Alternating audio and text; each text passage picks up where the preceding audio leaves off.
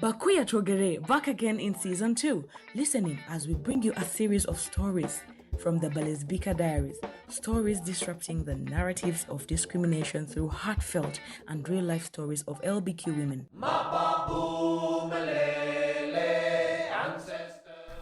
Lift in the tunnel. My name is Cruize. I'm a lesbian staying in Uganda. I'm 22 years old. My story started when I discovered I was queer. I grew up with a few siblings while staying in Kampala. I come from a very staunch Christian family, and my parents are church elders who always wanted my siblings and I to serve in church. I did enjoy the experience, but I always felt like my life was different from my siblings.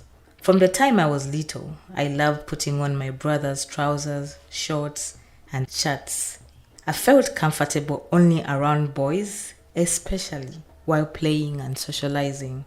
Elders around me always say that I look a lot like my father. I was more fond of my father in comparison to my mother, and it's for that reason that I tried my level best to emulate him. I had a walk quite similar to his, and this propelled me even more to believe that I was the spitting image of him. A while went by and I had to start school. I remember I was taken to primary 1 and was given a blouse for a uniform instead of a shirt. I cried so hard in the office in front of my parents and the administrators until I was given a shirt, which only boys wore. Little did I know that this was but the start of a thrilling journey of self-discovery. I studied well and excelled at the primary level, and at this point of life, I had no clue about queerness and what it entailed. I later joined an only girls' secondary school. In my senior 1, I began to hear about queer people through watching my schoolmates. I did not understand what happens in queer relationships. I saw quite a number of girls in my school who were tomboys, but did not know that most of them were lesbians. On many occasions, these girls were caught, they were expelled from school. My first romantic experience took place when I was in S1. A girl in S3 approached me and told me they liked me. The feeling was exciting. I was really surprised. I was young and afraid, and you can only imagine what was running through my mind. I had the perception that it was very wrong since many had been expelled from school and people spoke ill about it. It was at this point that I started developing feelings of affection towards girls. I was only 13 years old when I realized I was queer. It took me a long while to internalize and accept. I lived in denial, praying that God would change me. Sometimes I felt heterosexual for a few moments, then this would fade away, leaving me feeling haunted, traumatized, and empty. At 14 years of age, I had my first kiss. This officially marked my turning point from living in denial. I started living with ease as a queer person because I found contentment and was excited, to say the least. I realized that queer love was and is just like any other kind of love.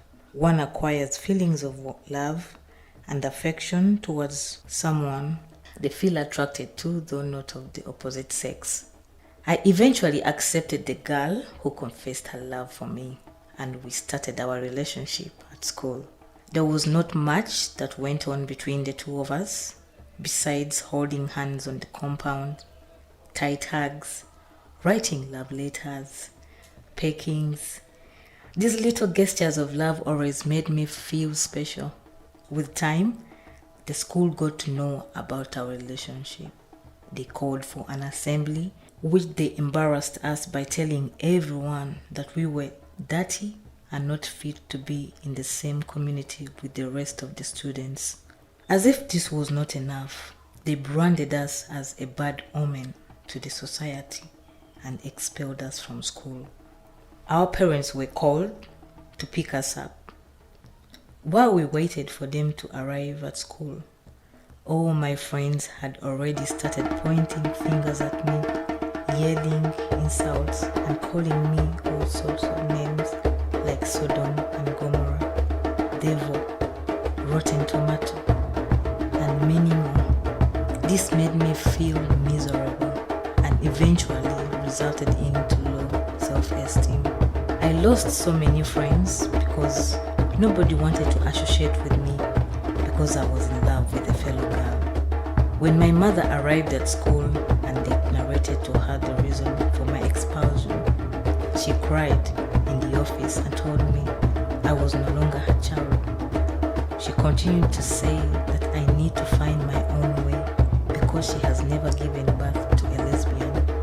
She carried all my belongings and shoved them into the car and left me all by myself at the gate.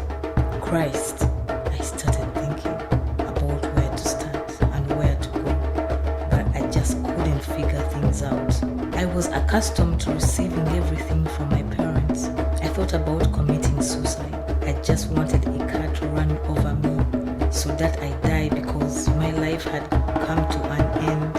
I moved slowly down the road with tears in my eyes, and all I had with me was the school uniform and shoes. Noticing a coin in my pocket. You have to be strong on your own, I told myself.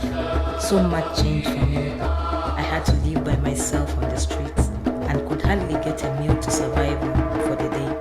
I endured all the hardships as I looked for small jobs to do in order to earn some little money for a living. Somehow, I managed to go through it all. In various ways, God saw me through and I got a job as a cleaner in a supermarket in Kampala. I came to realize that being an LBQ person in Uganda is really tough, especially if one is masculine presenting. People outrightly refer to me as gay. Others keep asking themselves whether I'm a male or female, and they utter annoying words just to see my reaction. I believe some of the greatest challenges most LBQ persons experience in Uganda include bullying in schools, denial and neglect from parents, family members, and as friends, which result into mental challenges such as depression, anxiety, and stress. These psychological difficulties could escalate into suicide since one feels like they have nothing left to live for. In spite of these trials, I have managed to cope. I pray to God that one day things could get better and being LBQ is legalized. During my journey of personal growth, I have attended gatherings and seminars prepared by LBQ organizations that sensitize us and inform us of our rights. They improve our mental health and teach us how to cope and stay strong. I believe that the best is yet to come and strive to extend my horizons. In addition, I try not to disclose to friends that I'm a lesbian, even when they ask endlessly. I know they could harm me since they are homophobic. Above all, I keep hard work central to all I do so as to improve my well-being. When I got my second job, I was discontinued just because I was always wearing trousers. The reason I was given was that they couldn't continue employing me. In my experience, queer love is unique compared to heterosexual love. In queer relationships, partners understand each other more, and the bond they have with each other is stronger.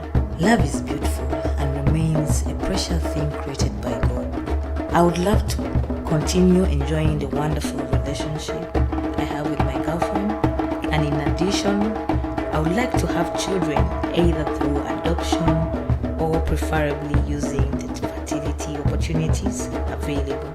Being a parent to my own children would bring happiness and satisfaction.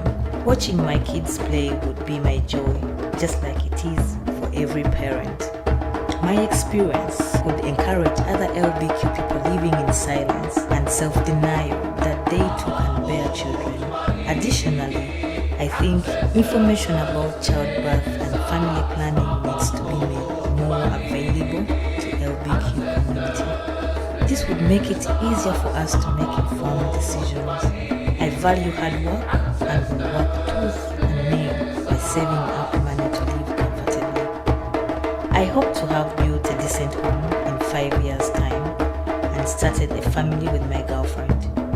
I would further like to work on our immigration to a favorable country. We are already working on this. I have been inspired by LBQ people who are influential and involved in activism. I look up to countries that have legalized being LBQ and have favorable policies. This serves as a source of hope and encouragement for the way I view the Ugandan LBQ community. I believe that one day our voices will be loud enough that we will be heard by the government, that we shall be free to enjoy life like other citizens and occupy leadership positions as well. I would like to see LBQ persons who are members of parliament participate in national events and take part in influential decision makings. In order to achieve all my aspirations, I'm working closely with some LBQ organizations to sensitize the people in our community and place of work about LBQ rights. Furthermore, I'm planning to establish a home for the LBQ people who are homeless. I believe once they gather, they can be empowered with different skills that they can utilize to create jobs and opportunities. This could help eliminate the problem of denial of jobs and unemployment. I am thankful for this opportunity to write about my story and experience as an LBQ in Uganda. I'm proud to be part of this community. Left in the tunnel. Catch us on our socials, Facebook, 𝐓𝒂𝒂𝒅 Diaries, YouTube, 𝐓𝒂𝒂𝒂𝒅. Remember to invite someone, tag someone, subscribe, turn on the bell notification so you do not miss out on any episode.